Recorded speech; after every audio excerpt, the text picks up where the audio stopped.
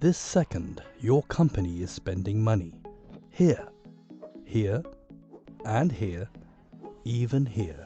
And you need to stay compliant when you are doing this and this, but maybe not this. But it's not getting any easier. Uncertainty, complexity, what used to take 10 years now must be done in one. What if you could capture data and apply policy every time money was spent, with the best systems for each category and the largest networks and platforms, and then bring all that data into one unified view?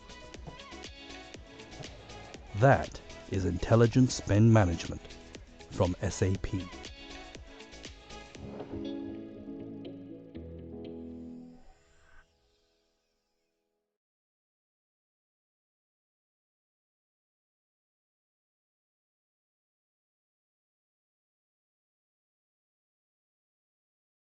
Good morning, everyone, and a very warm welcome to all of you.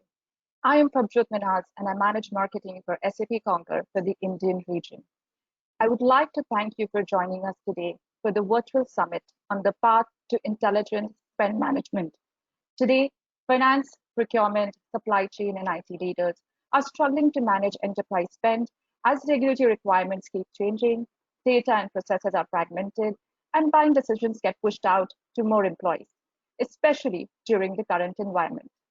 According to an IDC survey, 61% of companies are still using fragmented applications to manage different types of spending.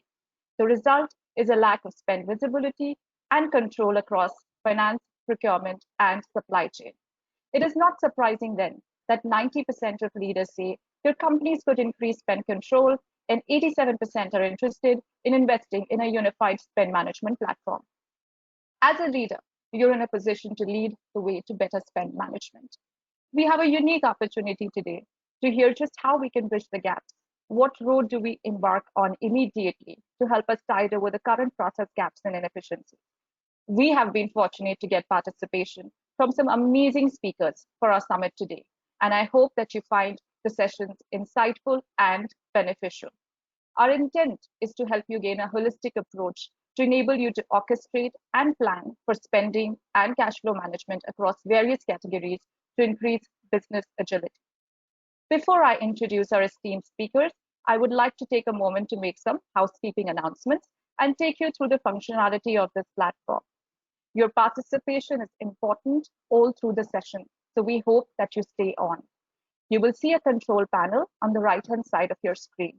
The orange button on the top right side can be used to collapse or expand the control panel. If you have any questions for our speakers, please enter the same in the question window or on your control panel. Your queries will be answered at the end of the session, or we will be sure to follow up with you on it later. We have everyone on mute throughout the session to avoid any audio disturbances that may distract other users from listening to the webinar. Now that I have that covered, I would like to get started by introducing our keynote speaker for today, Mr. Ramakrishnan Venkataraman, Chief Financial Officer at Tata Consultancy Services. It is indeed a pleasure and honor to have you here with us today. Over to Mr. Ramakrishnan.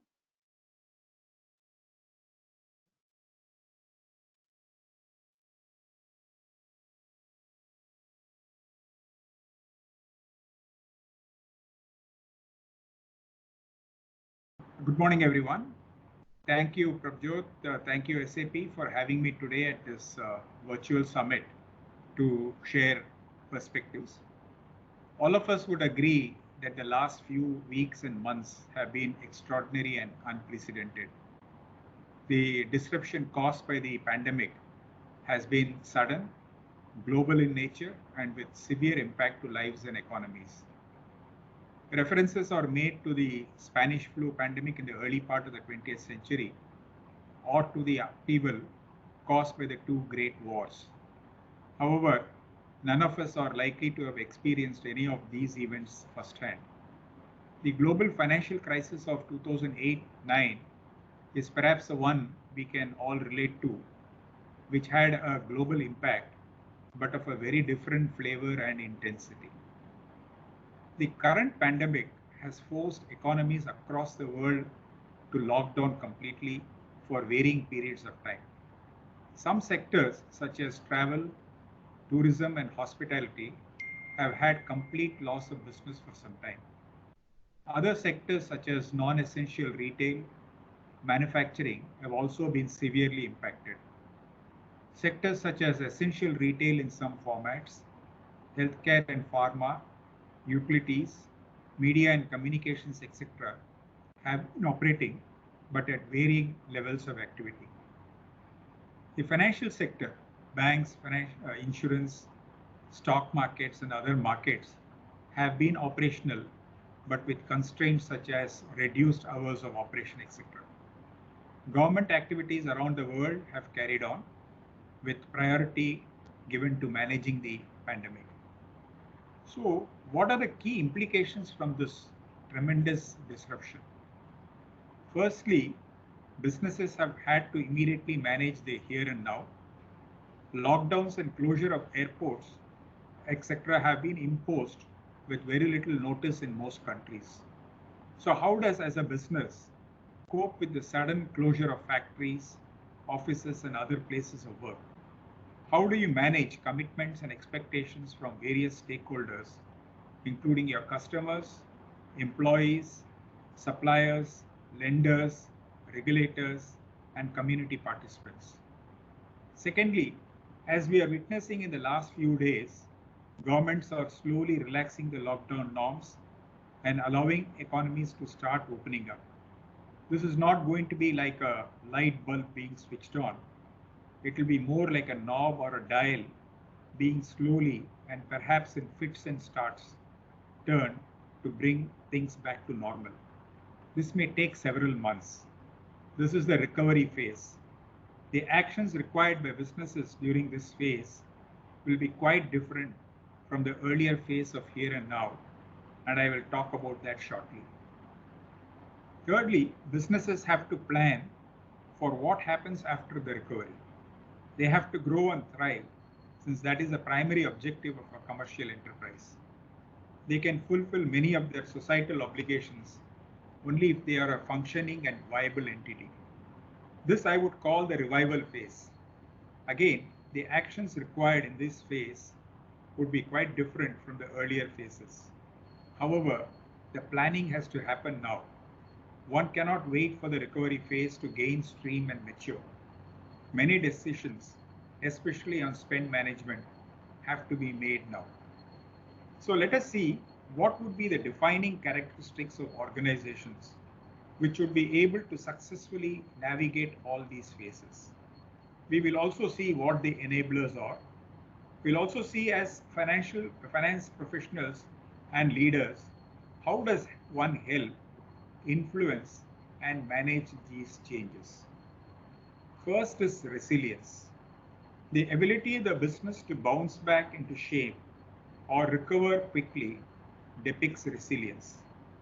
It is like elastic, being stretched and returning to its normal size after being let go.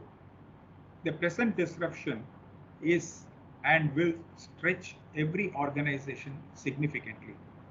How do you get back to normal? First and foremost are your employees. They need to be safe. In the current context, it has meant that employees have to be enabled to work outside the office in many sectors, deliver services to clients, both internal and external, without loss of efficiency and any compromise in quality and regulatory standards, and also in a secure manner, addressing cyber threats, data privacy breaches, etc. Second is adaptability. This is the ability to change your strategy, behavior, and actions to suit the new situation. Businesses are not going to be the same. Your customers' business and their customers' businesses are not going to be the same.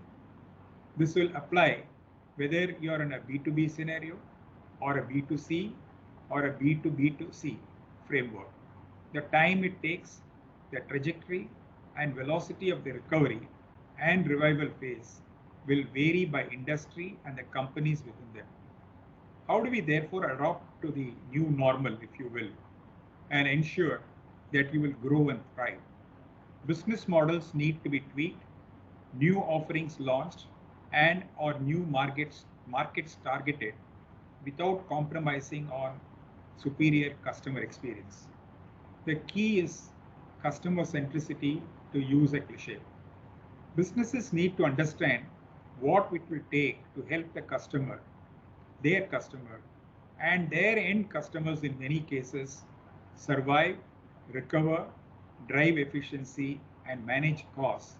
And more often than not, how these customers can grow and transform their businesses.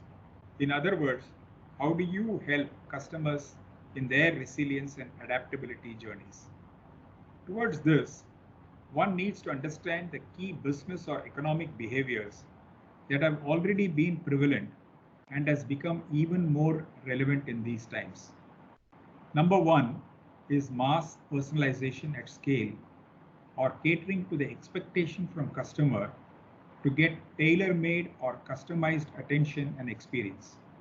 We have seen several examples in the online store or the gig economy, whether it is banks or insurance companies or retailers or airlines. Crafting your interaction, offering, or experience to the individual customer becomes important amidst competition and is truly creating a segment of one. Number two are the opportunities available from leveraging the capabilities available in an ecosystem. The key is rapidly tapping into the capabilities and resources of partners and competitors to influence their entire value and supply chain and create new experiences, products, and services for customers. Number three is the adoption of business models that leverage the value from transactions at multiple levels and expand the addressable market and thereby create exponential value. A good example is when you want to buy something online, depending on your customer preferences or depending on your interaction at that point of time, how choices are made available to you so that it expands into multiple business opportunities for the retailer. Number four is the capability to reduce the time between ideation and execution and time to market by embedding a risk-taking mindset. These four business pillars, mass personalization, the ecosystem leveraging, the creating exponential value, and embracing a risk-taking mindset, cut across businesses and industries and are intrinsic to what we call in pieces as Business 4.0. What helps companies succeed with these business pillars? The answer is not far to seek. Technology is the enabler. There are four digital technology pillars, and each one of them is already making significant difference to businesses worldwide. First is adoption of cloud services at scale. Adopting a holistic approach to managing applications, data on the cloud provides greater agility and speed to market for new applications, robust business continuity, especially in these times of huge disruption, and more important, reduce IT costs and optimize resource utilization. The second technology pillar is harnessing the power of data and analytical tools to get intelligent insight and thereby enable creation of customized solutions. Data analytics and data science offers opportunities across sectors, be it healthcare, communications, transportation, retail, social sectors, and governance.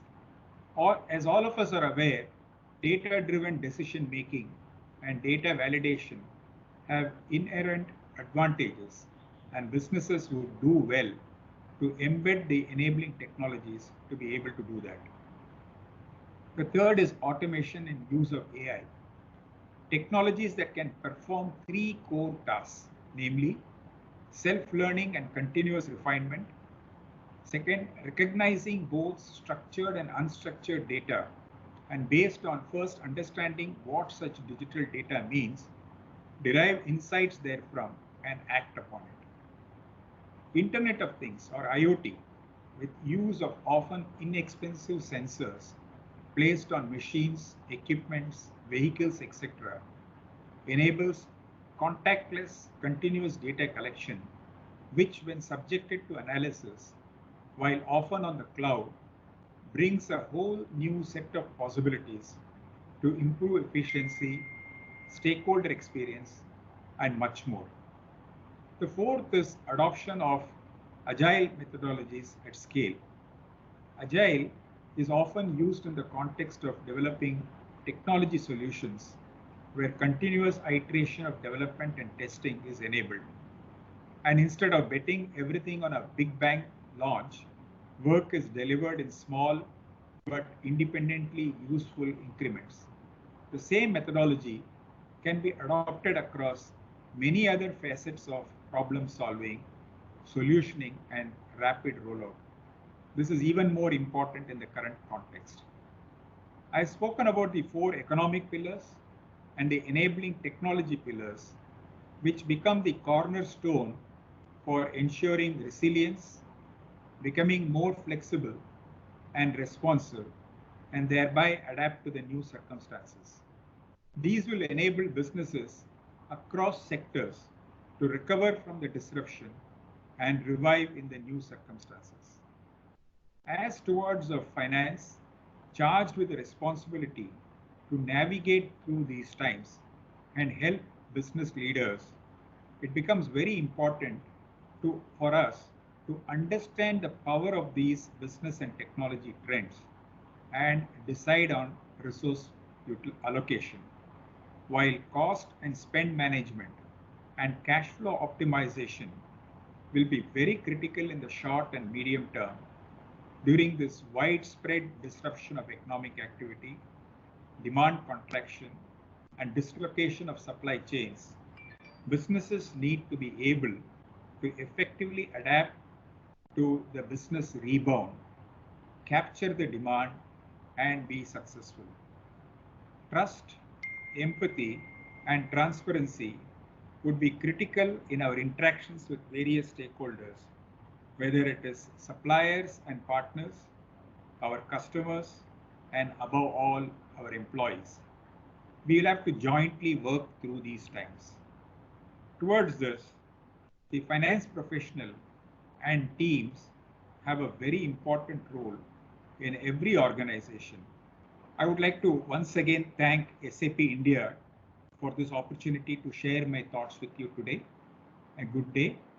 I would like to hand over now to Keval. Thank you.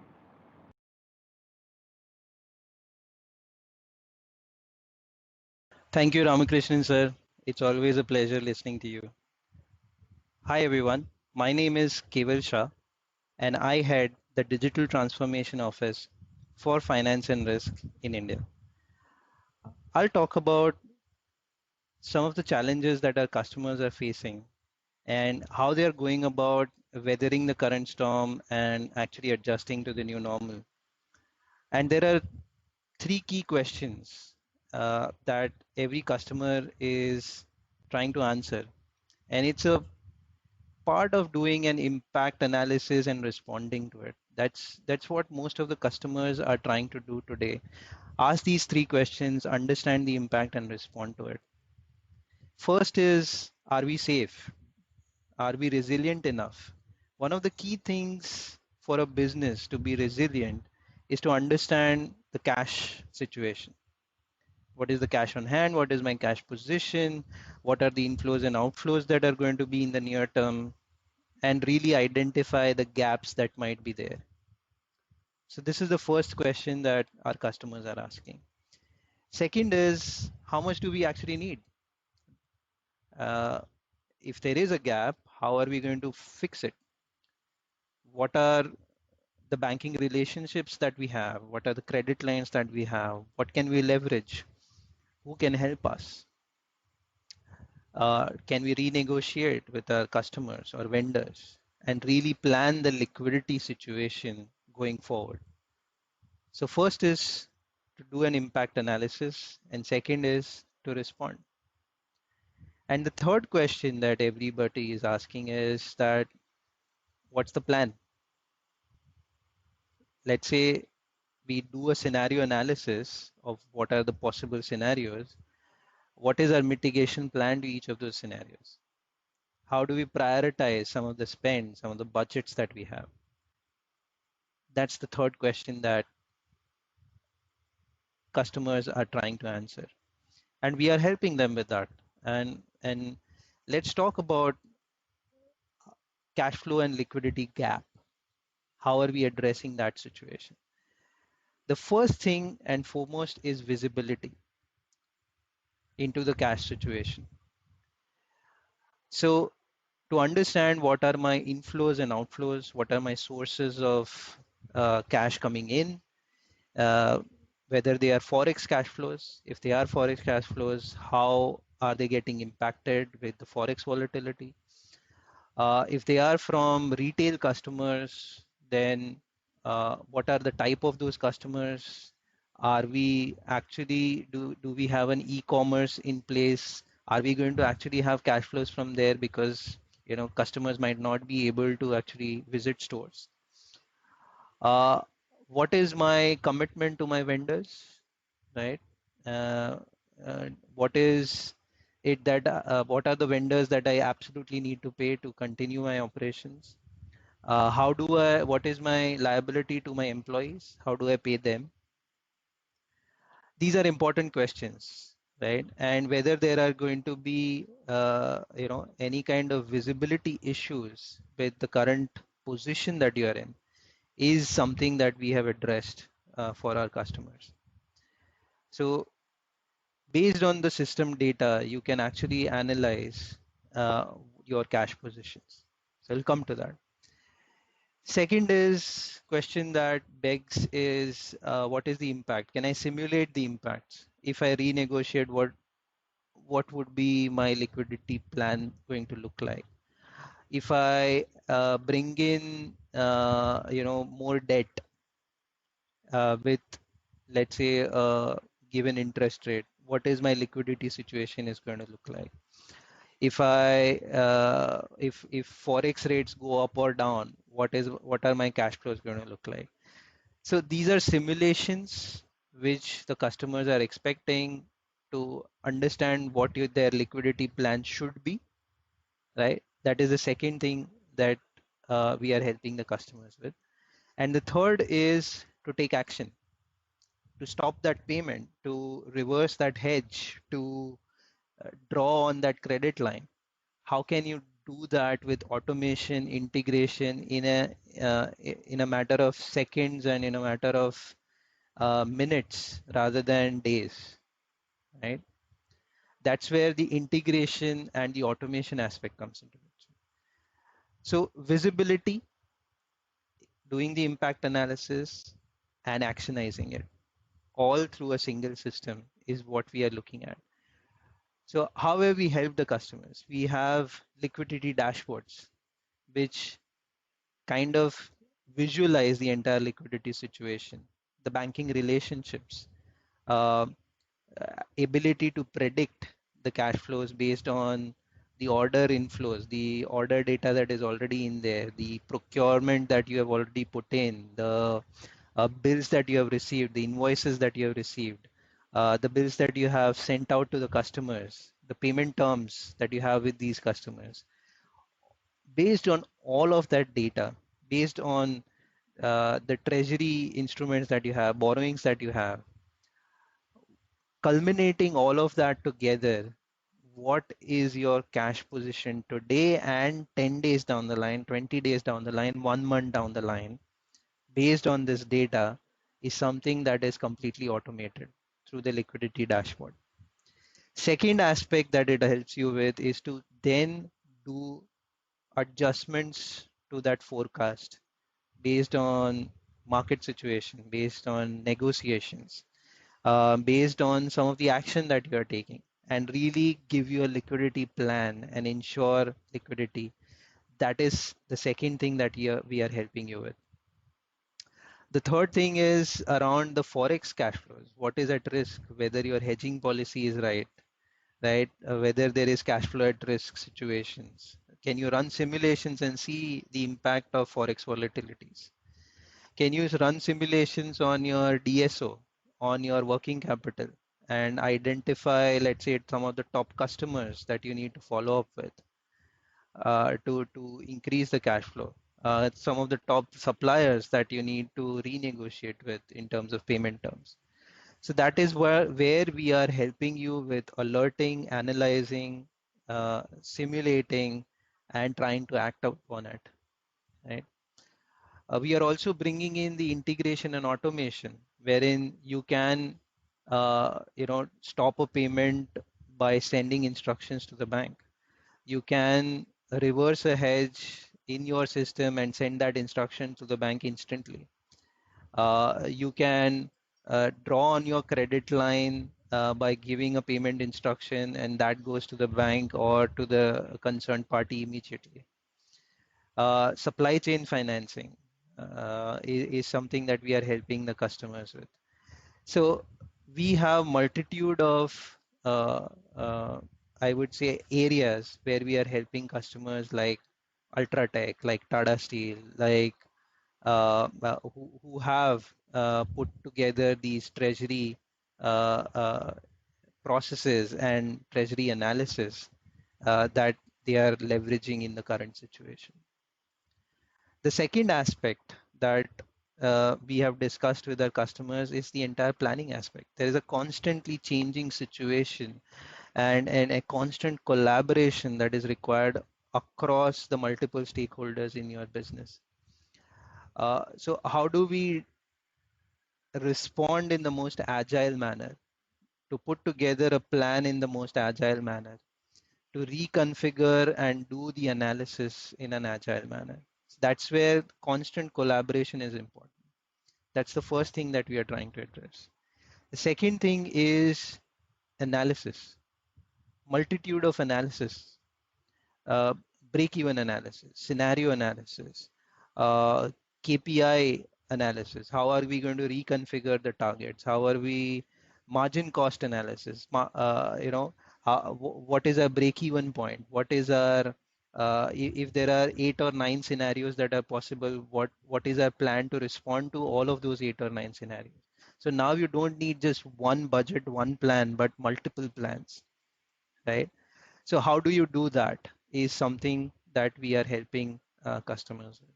And the third aspect is the execution part. How are you executing on that plan, doing a variance analysis and actually being able to take a corrective action immediately as soon as you see a difference between the execution and the plan, right? Can the system alert you if there are variances? Can the system actually give you enough to take action upon? A corrective action upon. That's where we are helping the customers as well. And that's the need of the hour, to respond in the most agile manner, constantly collaborate, and have multiple plans to cater to multiple scenarios that are possible. So how do we help them? We have a collaborative enterprise planning, which allows the customer to put different plans in a collaborative manner, linked to each other, integrated to each other, so that you can plan, analyze, predict, report all in the same system and align across departments, so that you can discuss these plans live, online, interact with your counterparts. Try to have private versions of the plan, discuss those private versions with other people in your team, crowdsource the plans, right? And have an enterprise wide planning engagement, such that you are able to respond and put together a plan very quickly, right? And the third aspect is the system itself, allowing you to discover new drivers, alerting you on where you are falling in terms of execution, augmenting the capabilities to have a natural interaction with the system, and have intelligence built in, so that you can so that it gives you the analysis pre-built And it's not that something that you have to do consciously. That's where these systems are helping our customers to basically understand the data that is coming in a much better manner, align with multiple departments, and respond in the absolute fast manner that you can. So in a nutshell, we are helping our customers visualize, analyze, and respond to the situation that is there.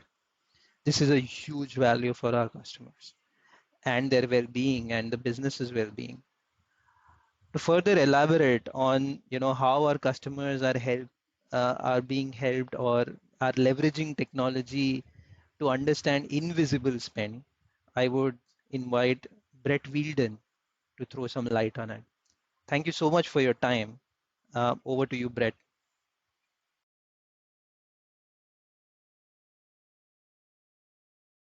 Hello and welcome to the discussion. My name is Brett Wheeldon. I'm the APAC Regional Head of Solution Consulting for SAP Concur.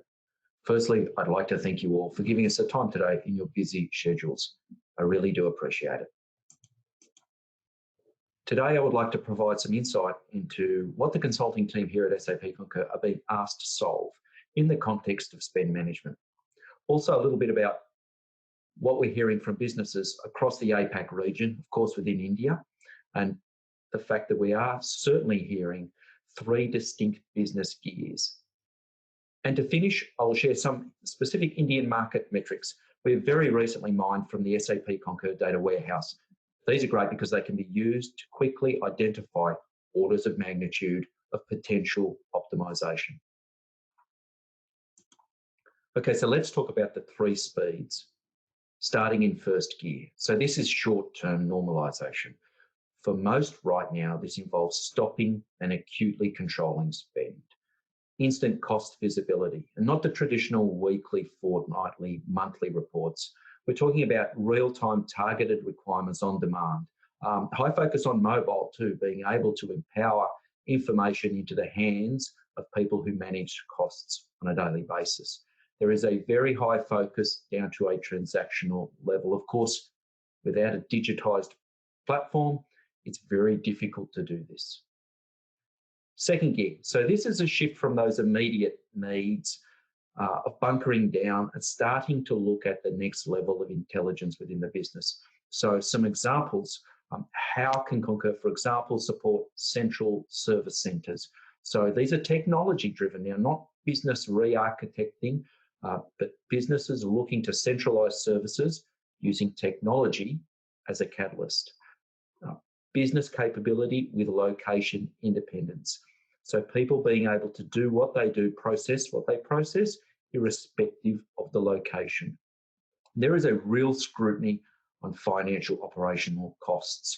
So a statistic we are hearing is that target as a percentage to annual revenue, high end 1.6%, and those that are really embracing digital technology are able and are shooting for 0.6%, so a significant cost saving and contribution to the business.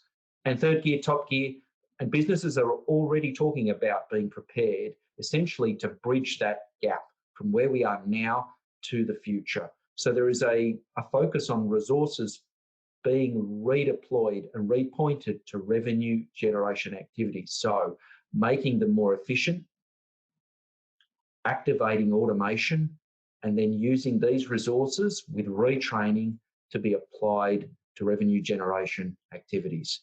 Supporting sales. So those people already out there, increasing, helping them to maximize seller efficiency by keeping them out on the road, out in the field. And once again, there's a huge focus there on mobility, really stopping those people who generate revenue from having to come back to the office. There is an absolute focus on digitizing and optimizing everything that is manual. So a realization that even low-cost manual has very little resilience. So let's talk about some desired capabilities within those gears. So first gear, efficiency, optimization, control, as much spend as practical. It's very difficult when you have a manual process and the spend is diverse. A focus area is definitely pre-spend, in fact, formal pre-spend authorization. So a request process that is digitized and aligns with the acquittal process at the back end. A request process also that applies company spend policies at that time of requesting, not after the fact. Add in reconciliation with what has been paid and you start to get a great view of differences and leakage. Now is a really great time to review your spend policies and plan how you can improve, apply them. Of course, with a digitized platform, it is exceedingly easy. And maybe the last point here is mobile, mobile, mobile. So naturally enabling those mobile workers to continue to be effective out in the field. That is absolutely critical. So some of the second gear's desired capabilities. Now we're looking and talking about multifunction processing staff. So those staff that are operational, not just performing one task, and doing that using spend management platforms and digitization as the catalyst. Building in process resilience and agility. So less reliance on people-centric processing and more focus on technology. A rapid technology adoption and deployment of technology such as artificial intelligence, machine learning, but not by development, not internal development, but by acquisition. So being able to consume that really quickly and have that add value. Of course, location independence is critical.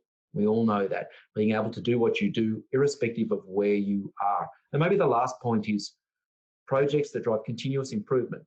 So through the value you derive from those, they're self-funding, and then in the future, maybe forward seeding that next project.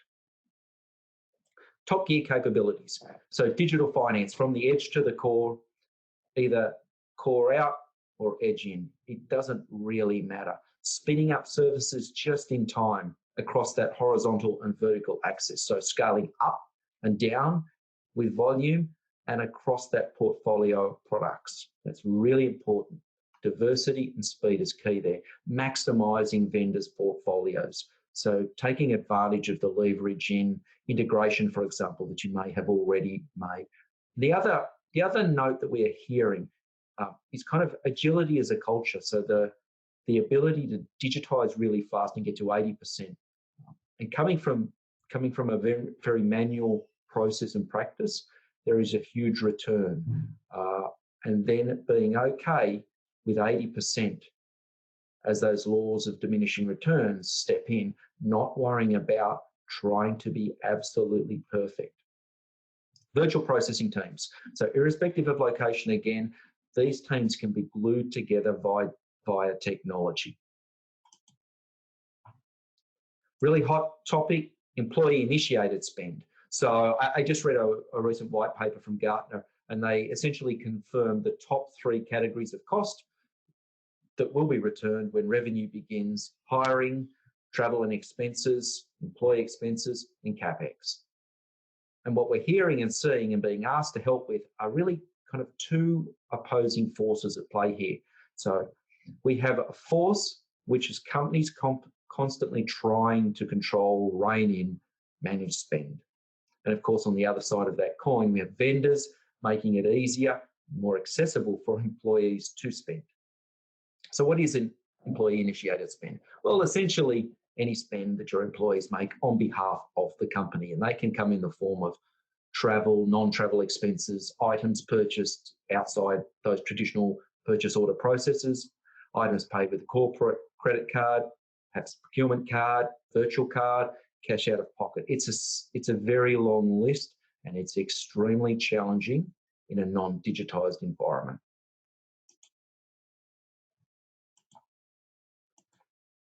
Now, I wanted to talk a little bit about some India market specifics here. So this information and this data comes from businesses like your own, from the conversations we have and the mining of the data that we have. So firstly, no investment without value. Value is critical. Businesses are now wanting to spend more time with the consulting team evaluating a broader value proposition. So not just efficiency, governance, compliance, etc. They are looking at more. For example, international VAT reclaim. So leveraging partners across a digital platform to go and grab and take advantage of broader value.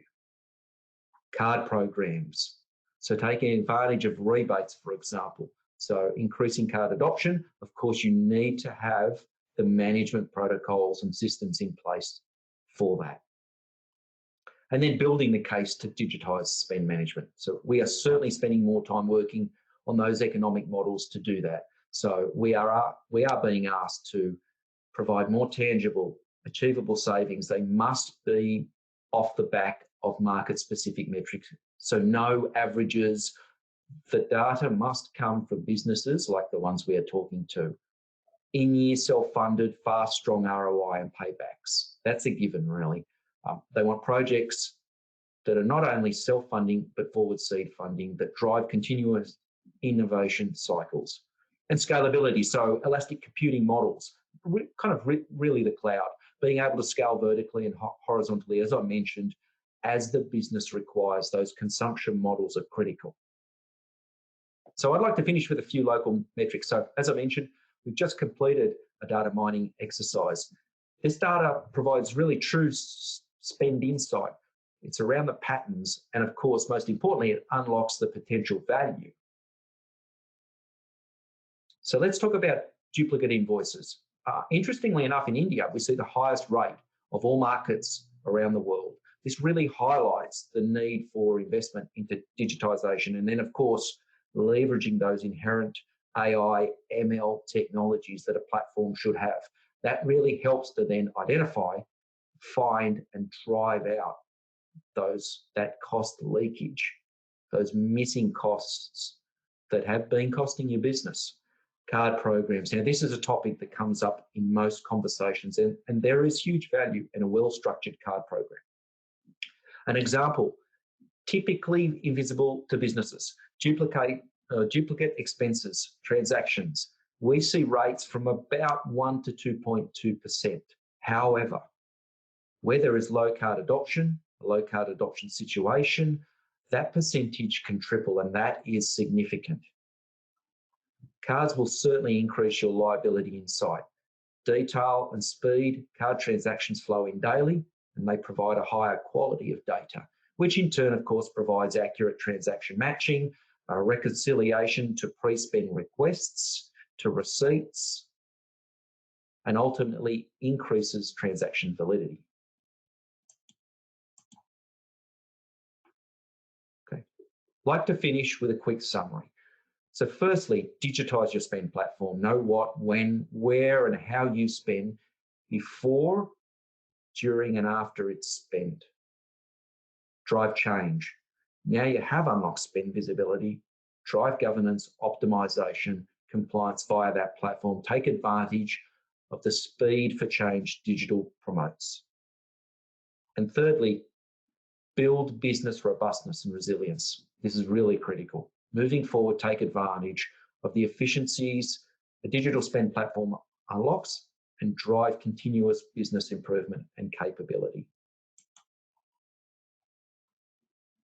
So last slide, and just a thank you. I'd like to now invite Bill Cant from HDFC Bank to talk about the unique business-focused spend management offering SAP Concur and HDFC Bank have partnered to bring to your market. Now, I won't steal any more of Bill Cant's thunder, and we'll invite him to tell you all about it. Once again, thank you for listening. I really appreciate it.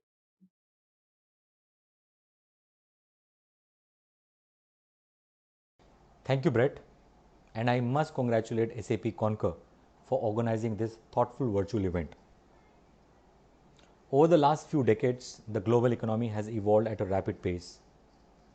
To sustain the same momentum and grow exponentially at speed, we must move towards adapting advanced and convenient methods of functioning. Corporates with high growth plans realize the value of digitalization and the right methods of cost control. Once the current situation improves, we look forward to emerging stronger and serving as a springboard for the revival of business sentiments. Yet, at the same time, economic pressures will force us to focus on trimming cost, releasing trapped liquidity, and tightening working capital in order to boost profitability.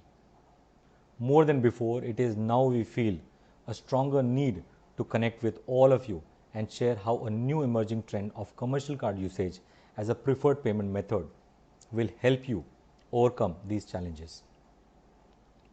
HDFC Bank, on its commercial card platform, annually processes 50,000 crores of direct and indirect expenses for over 20,000 corporates and 1 million plus SMEs.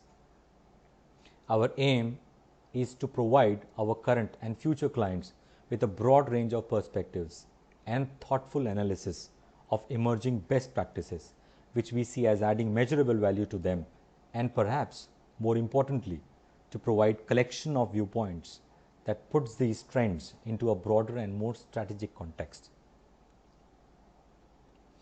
Our clients operating across length and breadth of India have often shared two common challenges which significantly impact their use of payment methods and of their vendors. First, initiatives to increase working capital by extending DPO, days payable outstanding, and at the same time meeting suppliers' need. Secondly, improving rates of straight-through reconciliation in account receivables and help reduce DSOs, daily sales outstanding. Over the next 5 minutes, we will briefly discuss how a new trend of commercial card usage as a preferred payment method will help you address these. With case in point, first on account payable.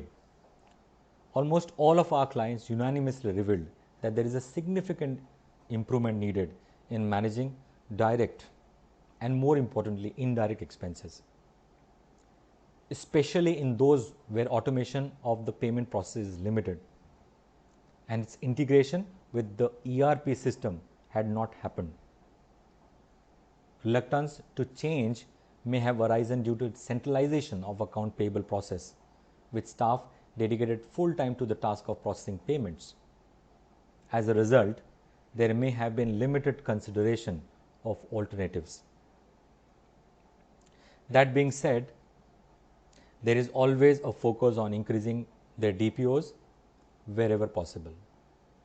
DPOs varied greatly between the companies and vendors, with a range between 7 days to 120 days. However, the average appeared to be 30 to 45 days, which is where a commercial card solution rightly fits in. Every company, and more so in current times, is looking to build platforms that can bring together every source, every category of vendor payment and getting a unified view. Instead of managing travel and entertainment expenses, decentralized business expenses, and supplier payments in separate silos with separate systems. Given that travel and entertainment expenses can account for a significant proportion of a company's budget, it is not surprising that many companies in India are now shunning papers or spreadsheets based expense management system for the automation with underlying payment methods like corporate cards. Besides convenience on payments, companies also welcome the greater control over employees' expenses and the relief from handling petty cash. Thus, we at HDFC Bank joined forces with SAP Concur, the world's leading brand in travel and expense management, to bring our corporate customers the most comprehensive business payment and spend management solution. This will be a very effective tool for the organization in managing and controlling travel and entertainment related expense, reducing cash advances and providing travelers with an easy, fast and safe method of capturing spends and payments. The organizations can also integrate card transaction data into internal MISs, expense reporting and account payable, and simultaneously benefit from credit it offers in extending DPO. Similarly, on vendor payments, our collective experience with our clients has been that most of them have more suppliers than their employees. 80% of the order value is from 20% of the large suppliers, where they have a negotiated terms for procurement. However, the biggest challenge for them is to manage these 80% of the suppliers that are high on volume and low on value, and are of are often decentralized in nature. Often an organization spends a lot of time, rightly so, focusing on large suppliers, reviewing them and negotiating multiple times. The actual problem starts after a few years when the tangibility of saving from these vendors dries up. Hence, companies are looking to find newer ways and automating, integrating all these small vendors onto a platform with the underlying payment method of purchase card that can provide them data of all suppliers, which then can be leveraged on pooling all the small spends into a fund with a fewer suppliers. Increasing leverage on the pricing that can potentially offer 20 to 30% of saving on unmanaged, non-negotiated, maybe one-time expenses, and also at the same time benefit from credit it offers in extending DPOs. Secondly and final, account receivables. This is relatively a new trend evolving in India, as more and more corporates have started enabling acceptance of commercial card towards their payment receivables. Our interaction with clients revealed the need of straight-through reconciliation that influenced acceptance of commercial cards, and additionally helping vendors get favorable credit terms on commercial cards. While rate of financial reconciliation, which focuses on net credit and debit movements across the accounts from bank statements, is high, the biggest challenge for the corporates have been operational reconciliation of collection generated by order to cash cycle of the business. It was reported that auto reconciliation rates in this category ranged from 15% to 30%, which then requires significant manual intervention to complete the task. For the majority of our clients, 90% of the payments they receive are made by direct deposits.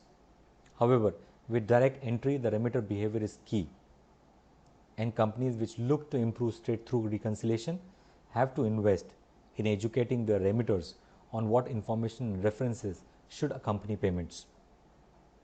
Additionally, clients have also highlighted that often vendors send partial payments or pay on account periodically rather than paying against each individual invoices. This leads to additional time and effort spent reconciling a single payment against multiple invoices, as automatically matching against invoice amounts in these cases is typically not possible and therefore requires manual intervention. Our clients are continuously engaging with us to address these concerns through acceptance of purchase cards that offers high rate of operational reconciliation. Payments can be triggered against each invoice with unlimited data field to capture all the information and references accompanying payments to improve accuracy of data. Hence, to conclude the session, a new trend on usage of commercial cards for B2B payments is not only improving straight-through reconciliation rates, but will also yield process efficiencies.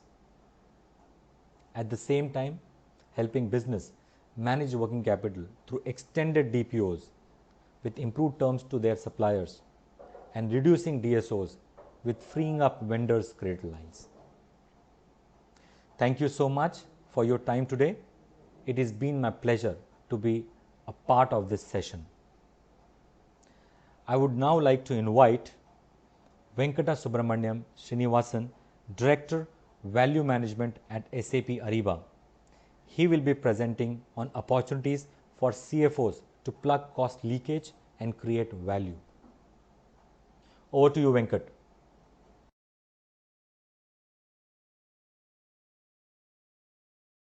Thank you, Neelkant and Brett, for the wonderful session on expense management. Good morning, one and all. Today, I'm going to be speaking about how we can help in plugging cost leakages and creating value, especially for the materials and the services spent. With the changing times, let's look at some of those factors which are there. Recently, there was a survey that was done around impact on businesses due to the secondary crisis such as COVID-19. The top two factors were financial and liquidity issues. And the second one was a pretty interesting one, competitive disruption. In fact, to that effect, a few days back, Amway was in news announcing, say, they are moving from a high-touch to a high-tech organization. So this means each and every one is looking at how do they re-innovate themselves. In addition to these, if we look at the regulatory changes that have been there in the market, the top one is on the definition of MSME change that happened a few days back. And the second one is around e-invoicing, which the government announced a few months back and hopefully will be rolled out in the coming months. Dwelling a little deep into the MSME environment and what does it mean from business point of view. So if you look at today's situation, there are close to 6.6 crore MSMEs, out of which around 60 lakhs are registered on the GST side, and close to 3 to 3.5 lakhs of them into the manufacturing side of business as medium-sized businesses. With the change in definitions, you're going to have more MSMEs who are going to be there in the registered side, especially because of the schemes as well. If you have to be part of the schemes, you have to come into it. And additionally, with the definition changes, the number of MSMEs are going to increase. So this is the results of this are going to be also seen in customers' books in terms of their suppliers. The number of MSME suppliers are going to increase in most of the industries. Already, we have seen the regulation around the payment to be made to these suppliers. There's a 45 days regulatory, it's there. So this would mean in terms of the number of suppliers whom you have to make these payments within 45 days are going to increase. And the second one is especially the requirement of liquidity and ongoing rotation of capital being key for these sectors. When it comes to some of them who are strategic or key suppliers for you, example, someone who is providing a machinery, a tooling kit, which is an important thing in your factory, then in order to mitigate the risk around these, you need to make sure you work pretty closely with those MSMEs to understand the business situations and positions as well. Moving on to the dynamics of the changing environment, what does it mean from day-to-day requirements? There's a lot more collaboration that is needed between the organization as well as suppliers, as well and also the internal departments, be it finance, be it procurement, be it planning, the project teams involved, especially with work from home still continuing in some of those areas and some of those businesses, and looks like for a few months it's going to be there. This is going to be all the more important. The demand and the supply fluctuations, how do you kind of manage it? Certain things are going to be short-term in nature as well. Doing a lot more work with lesser resources in terms of improving efficiencies in certain areas are going to become a norm. And more importantly, on the budgets, with say tighter budgets that are going to be there due to changing business environments, it's going to be important to make sure you use those budgets in the right direction, be it in terms of innovations, disruptive thinking there, as well as continuity of business. And in addition to those few points around how do you make sure you optimize your payment strategies? Everyone is speaking about cash flow today, but while you do that, make sure you look at those supplier positions as well as your brand value. In fact, there was a recent interesting article on how Panasonic has been doing it and did it during the crisis times. Last but not the least, while all these are taken care and the business runs, the complete audit trail, insights and information available to make sure you are compliant, there aren't any misuse of funds or issues in the way things have been carried out. Moving on to how SAP Ariba can help your organization. There are three key areas where we believe we can provide value. The first one is around the cost control and compliance and how we can help you optimize, maximize your returns as well as reduce your cycle times on the process. The second one is around the vendor collaboration bit of it across the complete cycle, starting from the requirement to selection of suppliers, the contracting bit, to the downstream of the procure to pay operations, including collaboration with various internal parties. And the last one is around the working capital optimization, which has two aspects to it. One is around the discounting piece, how you can do dynamic discounting in addition to discounting terms of contracts itself. And the second one is supply chain finance to support some of your key suppliers who may be in need of cash while you may have challenges in paying them in advance or earlier. I'm going to take some examples for each of them to help you understand how we have been helping organizations. The first one is around cost control and compliance. There's a leading metal mining organization in India who is one of our customers. When they started the journey, they were looking for something to help them in cost optimization, as well as bring in compliance and visibility in their business. So a lot of activities and actions that were done before between various parties, be it those people who are there at different sites of the mines or at the factory sites, as well as corporate procurement, finance, everything, most of them were through email channels, especially during the supply selection and the contract closure. Additionally, the communications with supplier, most often than not, were either emails from individual mailboxes or informal conversations over phone. That's where we help them redesign the approach and the strategy. We help them make sure their whole project management required for the big projects are taken care on a system, and all the collaboration relating to that, including activities, who's responsible, the timelines, and the documents associated with it are fully available in a single point and can be available for future use as well. In addition to that, during the sourcing events, how can you introduce new suppliers to bring in competition? In certain cases, to avoid risk, how can you also have new suppliers being brought in? Most importantly, after those events are done, when you've got a recording of information and insights over a period of time, what kind of analytics can be brought in? The data insights that can show whether the events were run with the right set of suppliers, whether certain things could have been done better, also for future planning in terms of introducing the right set of supplies and suppliers. So that's where the whole analytics piece helps.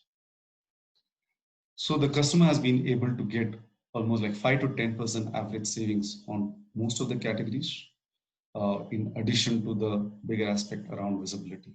In fact, their average savings has been around 8%. Moving on to the next one, on the vendor collaboration aspect. We spoke about this even when we were discussing about the change in the MSME sector. So I'm going to take an example of a customer who is a multinational conglomerate based out of India. They are into multiple businesses. They have successfully set up a shared service center for finance quite a few years back. It's been running fantastically well. So the invoices come into here, then the scanning of those invoices happen. Post the scanning, the organization starts to do the processing agents take care of those invoice processing, and then wherever there are issues, they then work with various business units of the conglomerate to get those issues rectified, and in some cases, if it's a supplier issue, work with the supplier separately. And then after the invoice is processed, it goes through the necessary approval before being ready for payment. With the COVID-19 situation that happened a few months back, the biggest challenge that they faced was, how do I process such invoices? Where do those invoices go to? How can those be available for people to be taken up remotely for working because people were not there in office? Additionally, even scanning of papers was becoming difficult, especially when news was spreading around how COVID can be passed on between people. So with these challenges, they wanted to relook at their strategy. How can they do things better and also more efficiently? And that's where we've been working with them to enable them to have that synchronized and collaborated process across the procure-to-pay operations, especially for the finance team with the suppliers. And at the same time, when the suppliers are digitally submitting those invoices, the insights and the rules that are there in the network to take care of all those match elements so that the exception handling can be reduced considerably and the first pass invoices can increase. This will result in a efficiency of people and, more importantly, invoices being available, processed faster and available for payment on time. So the customer is also relooking at whether to look at, say, discount-based payments so that that can be a value add to be brought in this whole scenario. In fact, in one of those other examples of a customer, they made their whole accounts payable shared service center into a profit center through this whole aspect, because there were enough invoices available and completed on time, due to which they were able to go back to the suppliers for discounted payment terms. So what a network provides here is that whole collaborative platform, visibility in this whole approach end to end, making sure the right conditions are being put in there, the intelligence brought in on that so that the verification match can be taken care. And 4, supplier gets visibility on his invoices and where things are. So that's where the whole vendor collaboration is going to be a game changer, especially with the e-invoicing world as well. Moving on to the third one, which is around the cash flow management and the working capital management. Here I'm going to speak about an example of a pharma organization. They were looking at approach of how can they optimize their cash flow. So standardization of payment terms of one of those things which they looked at. But they wanted to go beyond that. How can they get value out of it? And that's where the whole thing, the concept of dynamic discounting helped them. We helped them in designing the approach of who are those suppliers, what kind of segmentation can be done to look at for those dynamic discounting, prioritize those even in the invoice processing for the cycle. And overall, they've been able to get an average annual savings of 25 crores plus the last 3 years. In addition to the value of this 25 crores, what is done is also the supplier relationship. It's kind of improved that supplier relationship quite a bit. That's shown up in their supplier service. The main reason for this is the visibility that the suppliers get. And automatically the suppliers have been able to decide if there are requirements of funds on their side and they have certain invoices which are ready for payment. They're able to go onto the platform and put in what is it they're ready for from a discount perspective. So that's where the whole concept of dynamic discounting comes in to add value. It is not that every supplier can be covered through this. And you may not have the real cash flow to take care of some of those big suppliers too, who may be in need of money. And that's where a combination of supply chain finance and dynamic discounting comes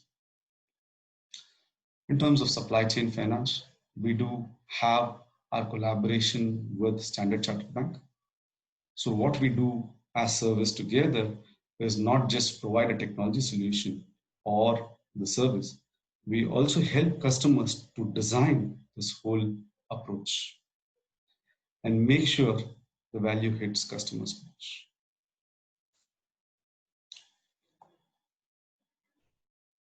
To sum it all, cost control and compliance, the whole thing around the collaboration with vendors, as well as the working capital optimization, all the 3 of them are key things, even from short term, near term, as well as long term, in the change the business are going to see.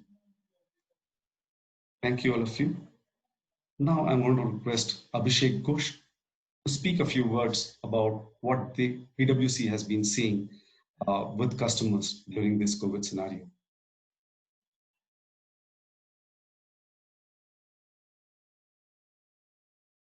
Thanks, Venkat. Hi, everyone. Hope everyone is safe and doing well. The last couple of months have been extremely turbulent for all of us. While there is no definite end to it, at least till now, most of the countries across the globe are planning to come back to this new normal. Similarly, industries across the globe are also planning to restart their operations for obvious reasons. Now, there will be several important considerations while planning to restart your complete operations. There's some of the key decisions which have to be taken before planning to restart your operation once again and come back strong in that. One of the key aspects will be when to bring back your people. Not only that, what kind of safe environment the leaders can provide to their employees, their customers, all their business partners is going to be quite relevant during this time. The other important aspect is about planning for innovative solutions, which will cut across some of the important parameters or functions, I would say, like your sales, customer and trade, your supply chain operations, your human resources, technology, and most importantly, the finance. Now, while planning for different kind of innovative solutions across all these functions, there are some important questions we should be asked. Whether you can meet the customer expectation or not. There will be apprehensions around revenue and margin. There are concerns around CapEx investment as well. While business leaders and CFOs are quite confident that the investment around research and development and the digital transformation and automation areas will be very minimal.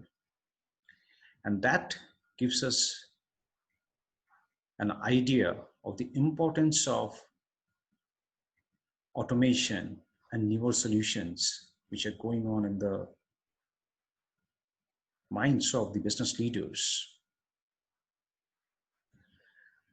When we ask this question to the CFOs across the globe about their ability, about their company's ability to respond to the current situation, whether they will be able to meet customers' safety expectation, retaining people, provide the safe environment to their employees, so on and so forth. The response was quite positive, and everybody seems to be quite positive in their response in coming back to the operations strongly. The other important aspect, which is the supply chain operations.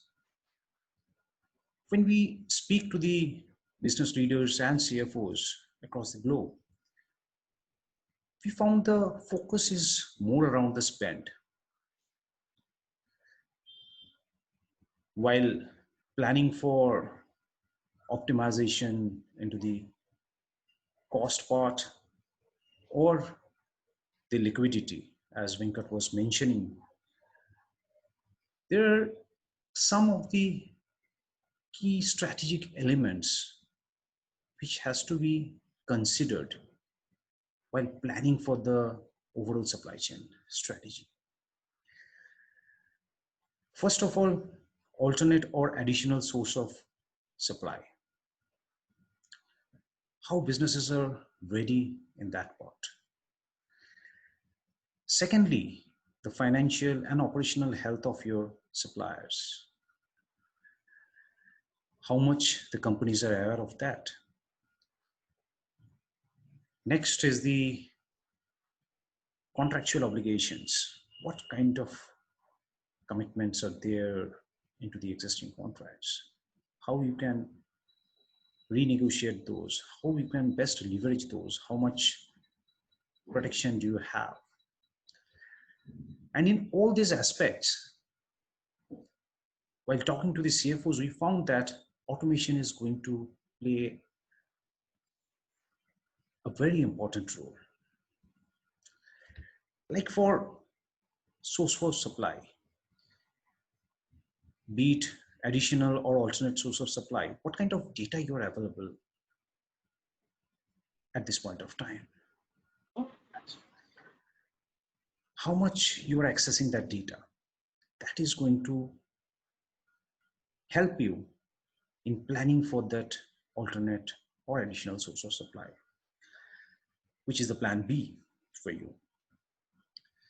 That gives us another opportunity on the cost leakage part also, to look at the cost leakage part.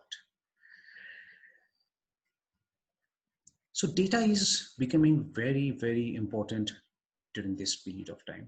Structured data, which can help you in taking the right decision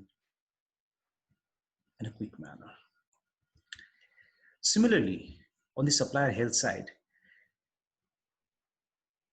in a globalized supply chain, the major issue is one part of the supply chain getting affected can cause an overall disruption of the overall supply chain. So it's very important to understand the supplier health. Real-time data, right data is going to be extremely important to do that analysis. Coming to the contractual part, how much information is available readily to you? How much digitization of the contracts are there today with you? So these will help you in taking right decisions, having the right kind of conversation with your suppliers.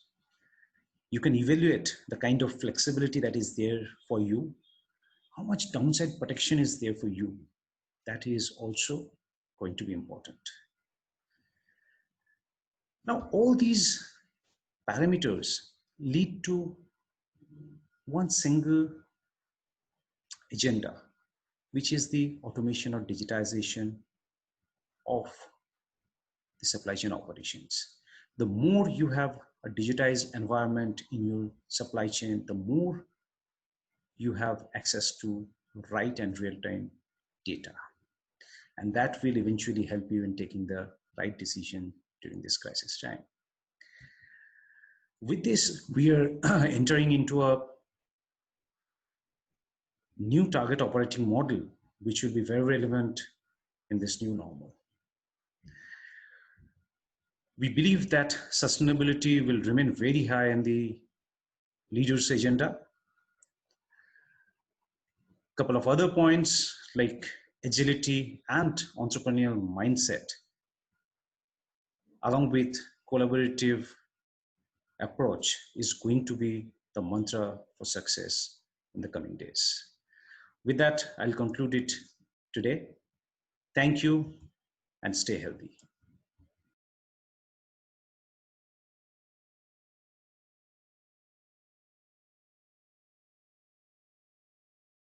Thank you so much, Abhishek, for your insights.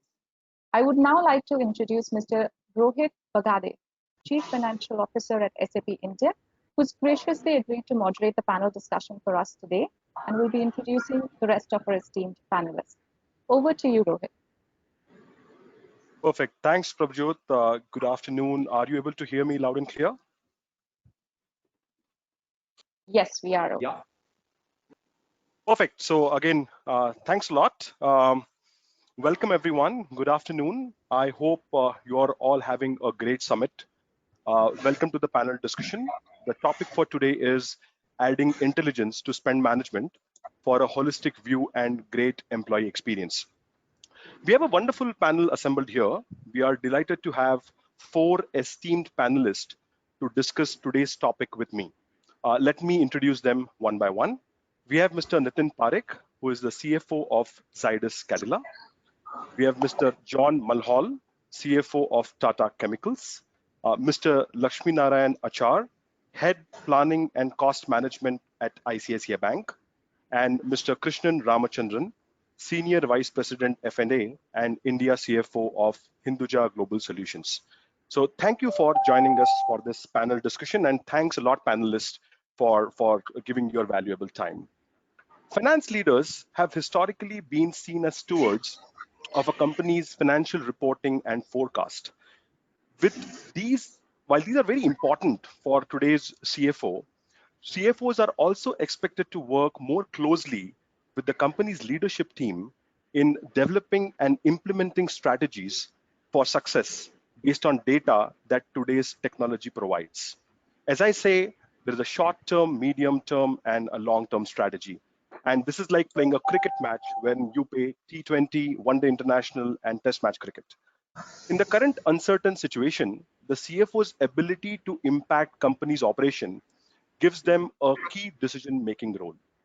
This creates an opportunity to support infusing innovation and insight into the company's DNA to support the new requirements of today. As companies place finance at the center of their operations, CFOs have an opportunity to contribute to shifting companies' culture towards a more agile model. So, when finance leaders like you and me transform the way you run finance, you transform the way you run the business. The digital economy, as we call it, is basically connecting the 3 I's, as I call it today: individuals, industries, and information. It allows us to reshape every facet of our business and expand our impact in the world. But in doing so, it's driving businesses to ask financial leaders like you to support business-wide needs like greater efficiency, total visibility, and maximum control of risk. And of course, finance leaders are looking for solutions to support and enhance core business functions while meeting critical data and compliance requirements. So intelligent spend management should take a front seat in today's business landscape and any conversation. And every CFO today is looking at a solution that, number one, can scale as the business grows. Number two is something which is easy to implement and support and which integrates with the existing solutions. Number three, provides best-in-class experiences, which is either a user experience or an employee experience. And number four, last but not the least, helping in building financial resilience to weather uncertainty. With this background, let me get the ball rolling. Let me start the panel discussion. My first question is to Mr. Nitin Parekh, CFO of Zydus Cadila. Mr. Nitin, welcome to the panel discussion. The question to you is, hi, good afternoon. Today, business world over are battling the impact of global pandemic. And the biggest questions that stare in our face is, how do we ensure business continuity in the time of crisis? My question to you is, what kind of scenario planning are you doing to assess the impact on your business? So the business continuity, I think, is anyway primary role of CFOs, and that's a basic role. Nothing much changing. However, what is changing as of now is the focus part of that. So the focus right now, if I talk from Zydus angle, is to preserve the liquidity, manage and control cost, and sustain business operations.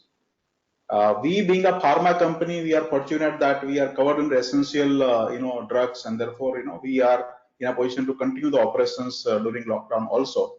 But it's not very easy to continue the operations, when there are a lot of other restrictions around. So we are trying to handle this situation currently in terms of the continuity to ensure that we take care of the safety of our employees, whether it is in terms of insurance to be taken, in terms of the movement, sanitization, safety measures, checks, when they enter the office, etc. We are also trying to handle in terms of the manufacturing operations the continuity of supply. We are looking at strengthening the supply chain, also helping the certain suppliers, especially the focus is on MSME suppliers in terms of supplier financing, supplier help, even advance given to certain suppliers for the materials. extending credit to the customers wherever required, so that the business continuity gets ensured, and they may be facing some problem in terms of the recovery from markets, helping them in terms of continuity of business, and thereby maintaining the entire value addition. The focus also comes in terms of day-to-day management of liquidity. So with that too, we have been doing this on a monthly basis. The cash flow planning is done on a monthly basis. The forecast is done on a monthly basis.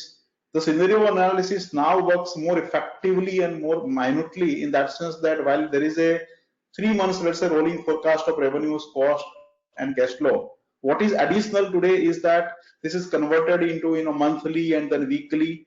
We run scenarios like what is the optimistic scenario, realistic scenario, also pessimistic scenario. We work on sensitivity of different assumptions. For example, currently we have come out with a cash discount scheme. So we run the scenario, how many percentage of my customers will avail cash discount scheme? How many of customers would like to go for extended credit? And since we operate in different geographies and different markets with different set of customers, like institutional customers, retail customers, wholesalers, we also decide that in X particular geography for Y set of customer, if there can be Z number of days of delay in terms of collection, what does it mean in terms of sensitivity? So this is done. While sensitivity is nothing new, what is currently being done is monitoring this on a daily basis. And then we have established liquidity management office, whereby all these cash are covered into weekly forecasts, and there is a daily cash position report which goes in a summarized fashion. Also weekly updates are sent to the management. So there is a complete control in terms of liquidity. Thanks, Nitin. As it said, cash is the king, and I'm sure you are focusing on the right areas at this point in time.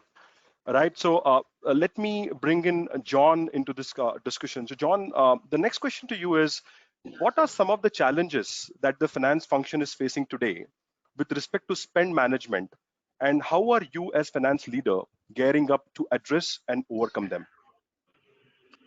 I think you've hit the nail on the head on the introduction. Cash is king, and it will be king for the next couple of years. An immediate focus is required, starting really with the short-term cash flow. And then Nitin mentioned it. We're looking at a standard rolling 13-week, weekly-based cash flow at a CGU or unit divisional level. Every single weekly collection and major payment gets reviewed against budget and against prior year to establish any patterns that are in or out of sequence.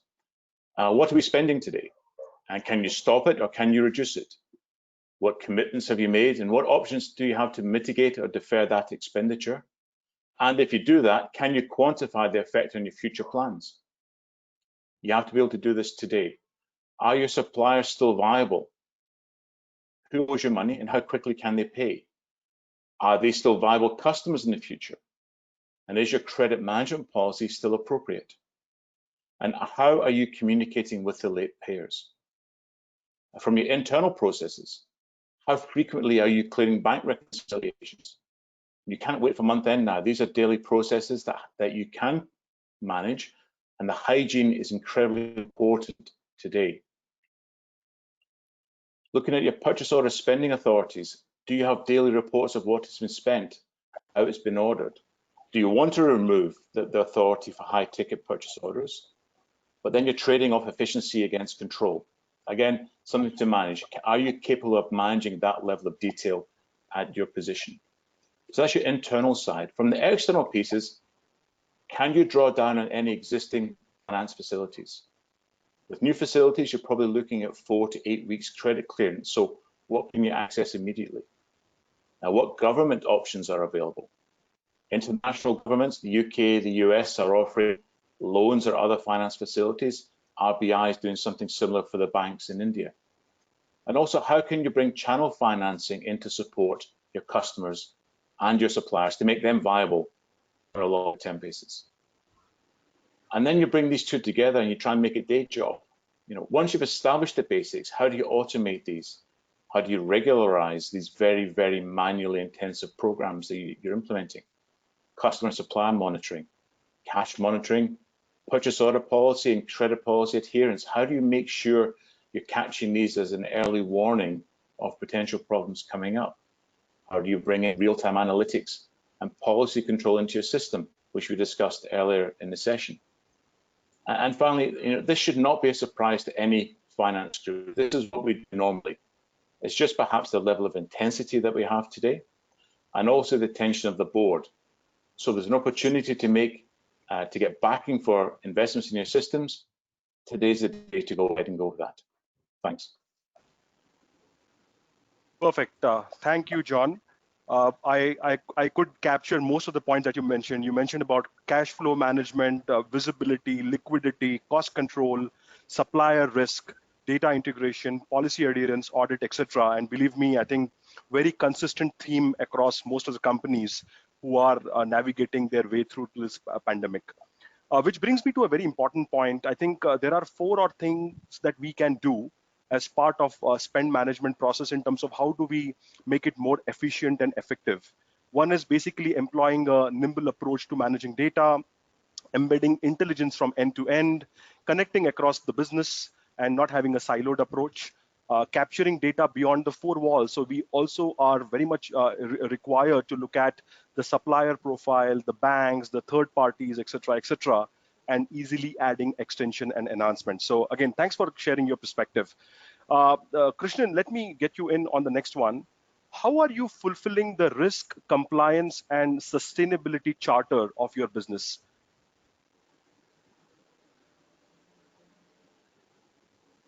The ability to track and verify spends, to exercise controls while providing flexibility, be it to vendors or to employees, the ability to manage unplanned spends, and also the ability to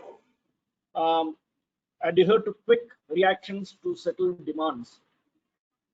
I think these are the key in the process of fulfilling risk and compliance.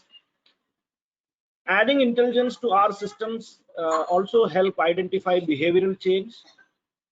We keep learning a lot of good practices, but at the same time, it also helps in tracking unethical behavior, fraud or misuse. Integrated solutions with high level of automation across cycles like P2P, advances or loans, expense reimbursement, help maintain sanity. The ability to follow traditional methods in spend management may not be feasible in many situations. For example, we used to insist on physical copy of invoices for various reasons, but now we have to process them with soft copies. Having an electronic method of doing it with a workflow helps tracking it with a lot of ease. One can define exceptions within the system. There will be more exceptional transactions to handle, and with improved documentation, instant approval requirements, an automated way obviously fulfills a lot of these. There will be growing demand to exercise more controls, internal controls on financial reporting and tracking. Automated controls versus normal controls are already in existence, and all this can be facilitated. We must also remember that government is also investing more in automation and compelling organizations to go the electronic way. In specific situations like COVID-19, it helps to identify one-time expenses. We all know that we are required to make adequate disclosures in the financials. The ability to utilize more accurate and timely report helps in making better forecast and planning well ahead. Compliance predominantly involve evidencing accuracy, and this is achieved with the ability to design the required reports. Thus, risks are identified and addressed much earlier in the game. Compliances are adequately adhered, leaving evidence of processes being adopted in executing these transactions. Perfect. Thanks a lot, Krishnan. Lakshmi, that takes me to the next question. It will be really great to get your perspective on the same. What are some of the key benefits of having an intelligent spend management solution in place? And what are today's employees expecting when it comes to spend management? How have spend patterns changed due to COVID-19. It'll be really good to get your perspective on this. Sure. Thanks for having me here. As some of the concepts in your panelists mentioned, cash is king. One similar concept here would be income is uncertain and expenditure is definitely a certainty. What I mean to say is that in every organization, expenditure is one aspect of a financial statement in which they would be able to exercise control, whereas other financial parameters like say income, turnover, and similar aspects, the ability to exercise control is more so in today's scenario would be far limited. Hence, it becomes very imperative that for an organization need to have full information on its expenditure to exercise this necessary control on it. Essentially, expenses can be categorized as non-discretionary, partly discretionary, and fully discretionary. An organization would need to undertake the non-discretionary spends because it is what keeps the engine running, and that they would have a limited choice over that. Or when it comes to discretionary spends, an organization can decide, can have much more flexibility, can decide the time to spend, when to spend, how to spend. All these aspects can be decided and in a much more detailed manner exercise control. It is important to classify the expenditure accordingly because this enables to prioritize options and incur or decide where to incur or avoid spends. I believe efficient spend management solution is the key here, and which helps an organization to have full intelligent information about the expenditure, a system which tracks information from indent to payment, giving detailed information about the type of spend, the quantity, volume, value, all information available in a single place, enables an organization in facilitating decision making and in endeavor to control spend. That is where I believe the spend management solution is very important for an organization today. When it comes to employee expectation, I would say gone are the days when an employee in earlier situations would have kept track of all or expenditure they would have incurred on behalf of the organization, say travel, associated cost, put up a physical voucher, move the documents from desk to desk to get it approved. Now it is a smart and efficient way of doing things. Everything can be handled by a smartphone. Information can pass seamlessly electronically from the employee to the organization with the aid of these various solutions available. I think the benefits are twofold. One, for the organization. For the organization, what essentially happens is that now the cost of ensuring compliance would come down. Compliance can be ensured that the spends are within the framework or the internal policies of the organization and can be tracked more efficiently. And for the employee, when it comes to his experience, it's a better experience and a faster tag. And this is where I would say employee expectations towards the spend management solutions are changing. The change patterns which you mentioned in terms of the kind of expenditure which an organization would be incurring, I am pretty sure that we might see a drastic change in the way in which an organization will operate. The work from home concept will have significant bearing on various aspects. For instance, the rentals on commercial premises would be impacted. Travel and conveyance will be substantially lower. Customers opting to prefer electronic transactions will also have a significant impact on various organizations or various expenditures of an organization. So all those administrative expenditures can be expected to come down.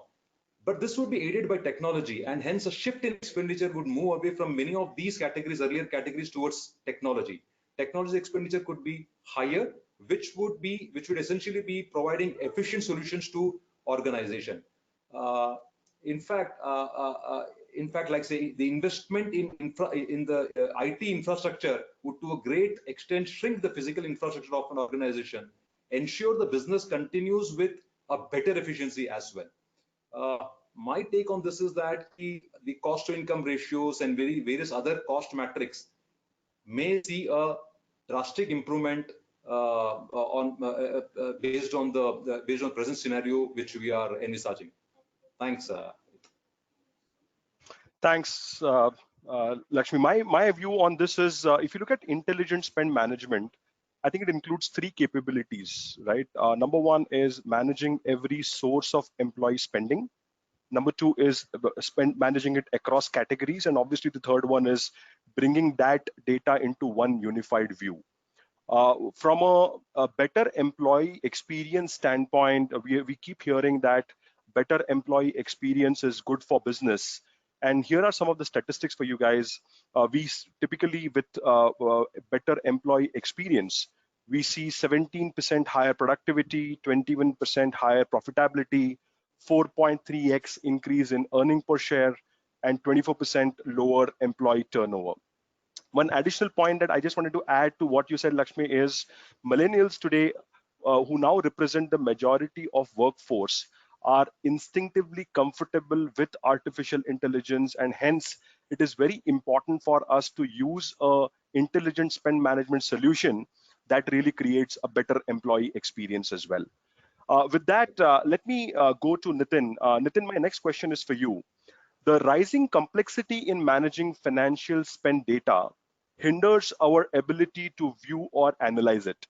In your experience, how are companies tackling or managing this challenge to ensure data-driven decision-making is supported? How are you today leveraging data to create improved spend visibility, cost controls, and of course, compliance?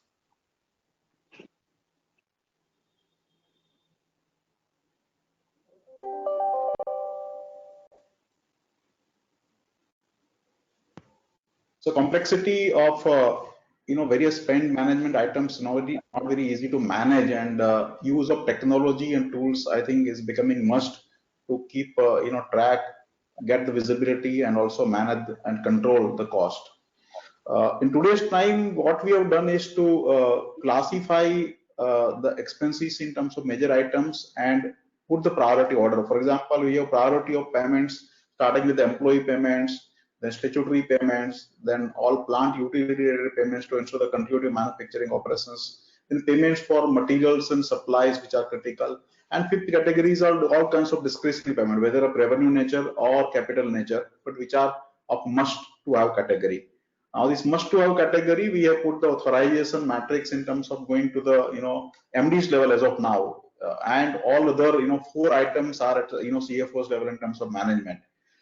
All the expenses paid by different business entities across the globe need to be reported on a daily basis under this particular matrix. So that is helping us in terms of visibility and control. I think this pandemic has given a golden opportunity to revisit the cost and really experience what zero-based budgeting is. That you say there is a zero budget for, let's say, office travel. Now all of us have been talking about zero-based budget, and I think while the concept is very good, implementation has its own challenges. But I think we have got this opportunity where we are now really experiencing what zero-based budgeting is, and then if we can make it as a part of our DNA of the organization, I think that will be very good way of managing this. In terms of managing this complexity, what we are doing, there is a plan in terms of the forecast that we get of cash inflows. Based on that, we give the visibility to our spend department in terms of what is the funds which will be made available during this particular month. We also run, as I mentioned earlier, we also run the sensitivity, and therefore we give the range of values that you will get, let's say, in this particular month, 300 to 400 crore rupees, for suppliers of material and services.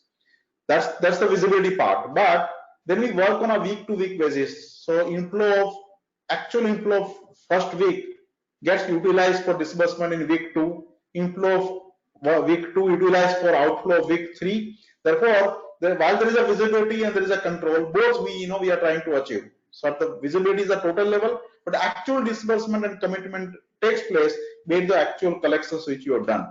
And this information getting monitored on a daily basis is what gives us power in terms of management. We also use SAP's funds management module. We are very strong in terms of budgetary control. So not only the payment cannot be made, the commitment can itself not be given unless it is first clear through funds management module. So that's the power of SAP which we are utilizing. And in terms of various supplier and cost control, we are also utilizing SAP Ariba, which gives a lot of benefits in terms of management and getting the suppliers at the right price. Also running reverse auction and other tools given by SAP Ariba. Thank you, Nitin. I must add that, and it is pretty fascinating, a single invoice is actually supported by 15 people on its journey. And 63% of finance leaders say that they have received duplicate invoices, and 33% of them actually say that they have ended up paying it more than once, right? So by automating the overall invoicing process, you not only reduce the risk of paying in error, but it also ensures that there is higher compliance, and you're also spotting fraudulent transactions as well. So again, thanks for sharing your perspective. Krishnan, I'll be really interested in getting your point of view on the next question.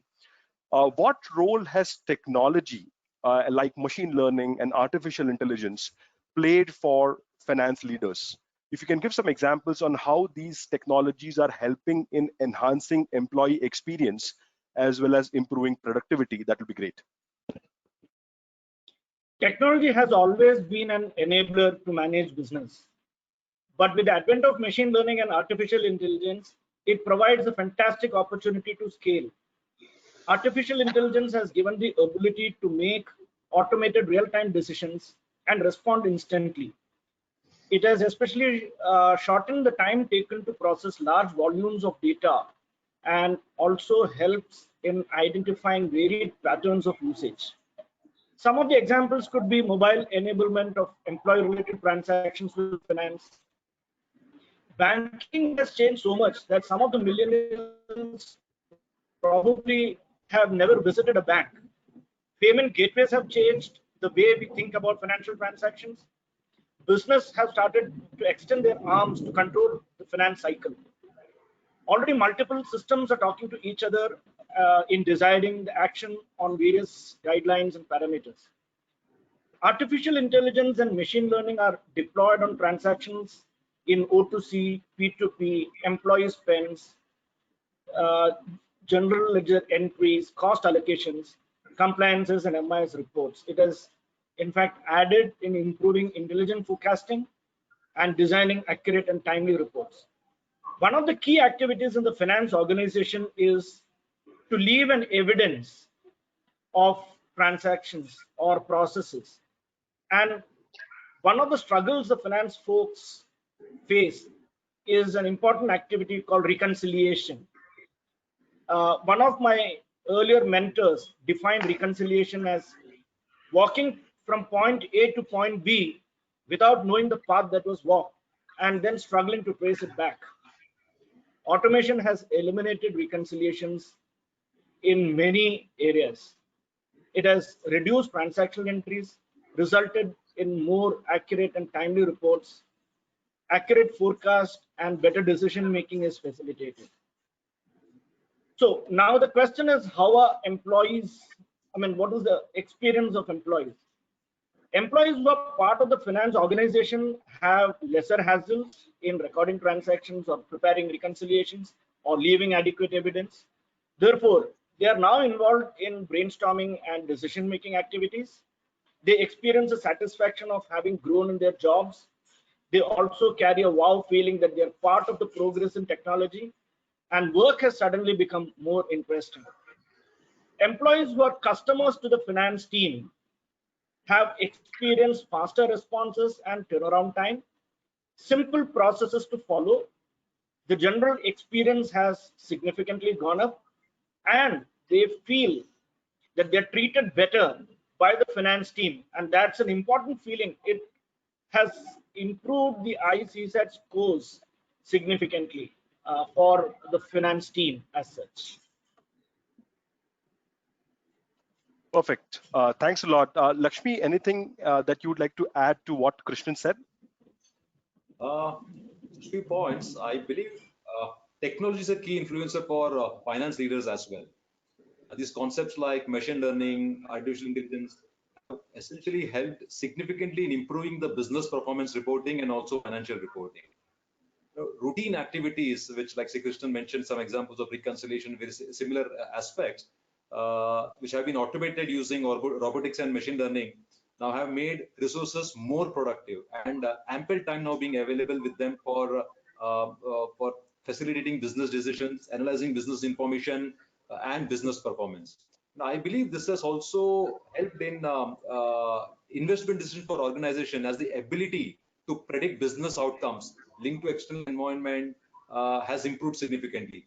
We are in a much more better position to take what if scenarios with the probability of forecasting or forecasting the result to a near actual outcome kind of a scenario. Also feel that now I believe finance team has realized the potential the technology can play in the domain, and we are not leaving any stones unturned to fully leverage on this aspect. Thanks, Rohit. Perfect. Thanks, Lakshmi. John, my next question is to you. Once the lockdown is relaxed, keeping in mind the consistently changing market, environmental and locational situations, how are you looking to keep employees safe during business travel, be it local, domestic, or international? I don't think there'll be a single release, but more a staged approach. So that means there'll be no pivot back to what we're doing before, no return to past behaviors immediately. And I think there'll be a near-term reluctance to travel by anyone, more about a worry about either a second wave or some other new issue that's going to arise that we just don't consider today. And we also need to consider the implications of home to work travel as well. We can look at business travel, but I think they also have to think about how do people get to the office and will that remain appropriate going forward? How do we handle social distancing requirements and also health screening or temperature screening at the office locations? How do we handle travel on trains and buses and other public transport as well? And business travel itself will become by exception rather than by the rule, as a last resort, and only with the concurrence of the other party, because it's not just about me, it's their risks as well, and how they choose to manage how they believe their risks set out. If it's absolutely critical, then there'll be a requirement for a significant amount of pre-planning, the full understanding of what the government and company restrictions on arrival are at both sides. And we'll need appropriate insurance or physical backup measures in place to support our people when they travel. Meetings will move towards more service locations with microsites built more than the general offices themselves. And there'll be a necessity to have immediate access to transport, health, and security as well. These will be critical options of protecting our teams when they travel. But I think there's something more than that. As we move away from a focus of working from the office, how do we make sure we can still develop ourselves, our teams? How do we set objectives? How do we change processes? How do we set strategy both within the company and with our customers and suppliers as well? There's many things there that we need to think about. They'll be changing rapidly, and what we described today will not be what's going to be available in 6 months or 12 months times as companies take opportunities to provide more solutions for us, and we can take advantage of them. Perfect, John. Thank you for sharing your perspective. Nitin, anything else that you would like to add on top of what John said? So far as the movement of employees within the city is concerned, I think there would be restrictions and several measures to be taken. For example, movement of people, for the purpose of meetings. I think meetings can be done on MS Team onwards, many other means. If it is to, let's say, deliver certain papers, for example, to bankers or insurance companies, there also where the signatures are required and signed papers are given, we are exploring at all possible whether the digital signatures, digitally signed papers would do rather than physically signed papers, and you can scan the papers and send them rather than sending people. So that will be one way of restricting movement within the city. When it comes to, let's say, domestic travel, if the distances are not large enough, for example, it's 400 to 500 kilometers like Ahmedabad to Mumbai, then one can think about, if it is again a must to have a personal visit, going by four-wheeler and on an individual basis rather than using any public transport, at least in the initial few months.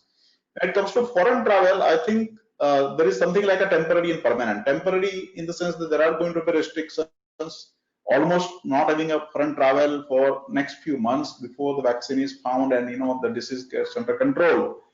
The second part, which is a more of a permanent nature, would be that all organizations are going to look very critically whether travel in the first place is required at all, because it's a good feeling, human touch, face to face, all these aspects are there. But I think now organizations learn that many things are possible to be done even without personal meetings. And therefore, I think the foreign travel as a whole is going to undergo a major change. People are going to use more and more technology means, including video conferences and other means of communication and widget, where including more sophisticated telecommunication devices, which almost give you impression that you are sitting together. Those things may be used, and that's going to change the way for foreign travel and interaction with your business associates for all times to come. Thanks, Nitin, and completely agree with your views here. I think the way we travel and the way we look at travel is going to undergo a significant change as we look ahead.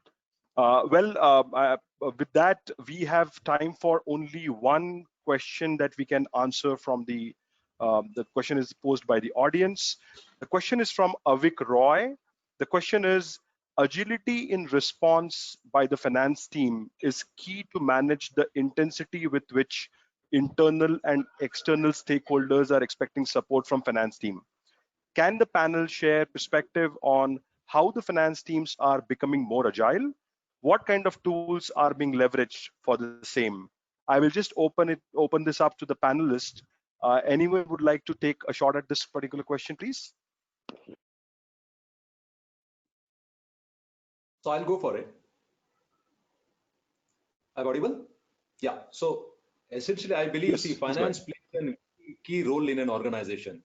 The role of a CFO is now all the more keenly observed, especially in today's scenario. As we mentioned, the scenarios plays out on a day-in-day basis, and in some instances on an hourly basis. How keeps on changing. Like it is very essential that business scenarios have to be projected.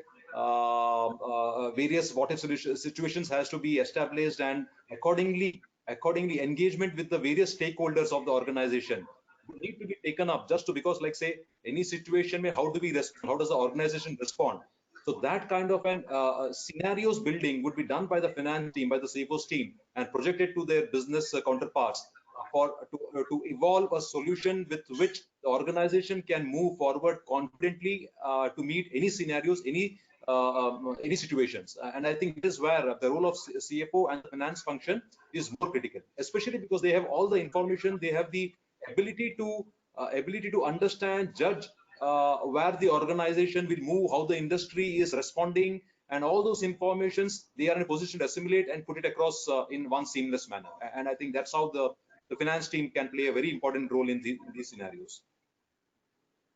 Just to add to what Lakshmi said, basically you will see that finance organizations have sort of started imparting training on artificial intelligence, machine learning, and the methodology to adapt all of this significantly in an extended way.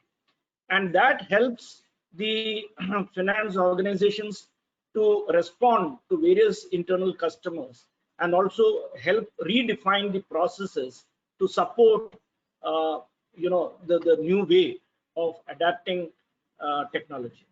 So that improves both the experience for the finance team as well as for the other employees in the organization, and helps the organization scale up much better and faster. I think agility also requires understanding of how different businesses and different geographies function differently in terms of their culture, payment system, research system. So in one market, I'm giving credit, in other market, I'm deferring the creditors. In one market, I'm giving advances, in other market, I'm curtailing the spend. So how fast, based on information, understanding the dynamics of specific market and products, you would take timely decisions and see the impact of that. Got it. Thanks a lot. With this, thank you very much for this very interesting conversation. It was really great to get your perspective on this very important topic in my view. With that, we come to an end of this summit. Looking forward to meeting you all next time. Thank you and have a nice day. Take care. Thank you.